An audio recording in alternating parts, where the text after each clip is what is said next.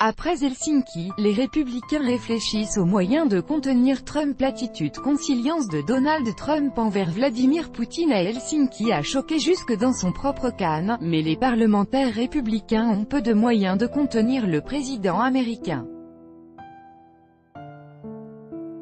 D'habitude enclins à ne pas critiquer leur président, les républicains ont rejoint les démocrates pour soutenir que la Russie, accusée d'ingérence dans l'élection de 2016, restait une menace à l'approche des élections parlementaires de novembre. Les élus répondaient au président, qui, devant les caméras du monde entier, avait semblé exonérer son homologue russe à l'issue de leur tête-à-tête en Finlande.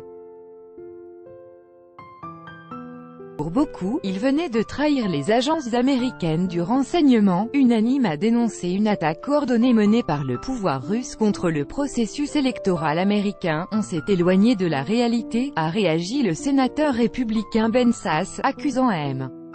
Trump d'avoir cajolé un « voyou devenu despote russe » en ayant affirmé n'avoir aucune raison de croire à une ingérence de Moscou. Le président américain a assuré avoir fait un lapsus, mais certains au Congrès poussent désormais pour reprendre la main et encadrer sa politique étrangère, après une séquence diplomatique houleuse la semaine dernière pendant laquelle Donald Trump s'en est pris directement à ses alliés de l'OTAN et de l'Union européenne. Lady Blash, enfin, a lancé sur Twitter le républicain Bob Corker, président de la Commission des Affaires étrangères du Sénat. Il est temps pour le Congrès de passer à la vitesse supérieure et de reprendre nos prérogatives, a-t-il dit. Ne rien faire serait une faute politique, a déclaré Lindsey Graham, un sénateur républicain pourtant souvent en phase avec le président Donald Trump, ici à Washington DC le 17 juillet 2018. Copyright AFP, Andrew CABLLEROREYNOLDS. Ne rien faire serait une faute politique, a renchéri Lindsey Graham, un sénateur républicain pourtant souvent en phase avec le milliardaire, estimant que l'ingérence russe est un scénario du type 11 septembre que nous pouvons vraiment empêcher. Leur collègue Jeff Flake a déposé mercredi une proposition réaffirmant la conviction des services du renseignement sur une ingérence russe et assurant que Moscou serait tenu responsable de ses actions, mais sans aller plus loin. Un ancien texte déposé par un autre sénateur républicain, Marco Rubio, est en train de revenir en force car il propose de sanctionner automatiquement la Russie en cas de nouvelle interférence dans les élections. L'inquiétude grandit. Le chef de la majorité à la Chambre haute, Mitch McConnell, a laissé entendre mardi que le texte pourrait être soumis au vote. Bob Corker et Jeff Flake ne brigueront pas de nouveau mandat en novembre et peuvent se permettre de critiquer ouvertement M. Trump, mais d'autres pourraient ne pas s'y risquer en se rappelant de Mark Sanford.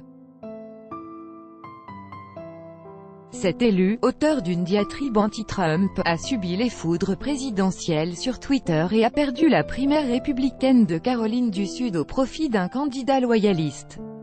D'autant plus que, selon un sondage CBS News paru jeudi, 68% des électeurs républicains approuvent Donald Trump dans sa gestion du sommet d'Helsinki. Mais les républicains ne disposent au Sénat que d'une courte majorité, 51 à 49, et sans John McCain, qui lutte contre un cancer du cerveau, une seule voix discordante peut renverser un vote.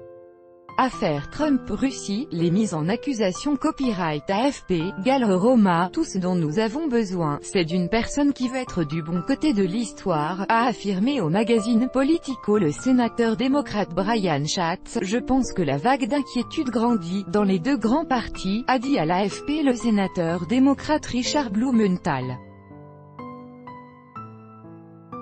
Avec d'autres, il veut faire témoigner devant le Congrès l'interprète américaine qui accompagnait Donald Trump lors de son entretien avec M. Poutine, pour savoir ce qui s'est vraiment dit.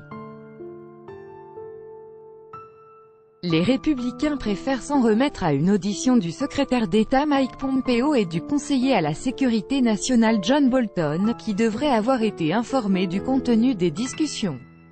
De grands médias américains ont également appelé les républicains, majoritaires dans les deux chambres, à agir pour contenir Trump. Dans un éditorial titré « Il est temps de redresser la tête », le New York Times a exhorté le Congrès à voter une motion de censure contre l'escapade finlandaise du président. Même le plus conservateur Wall Street Journal a estimé que les élus devaient adopter une « stratégie de confinement » envers M. Trump pour « limiter sa marge de manœuvre diplomatique ». Tout droit de reproduction et de représentation réservé, copyright 2018, Agence France Presse.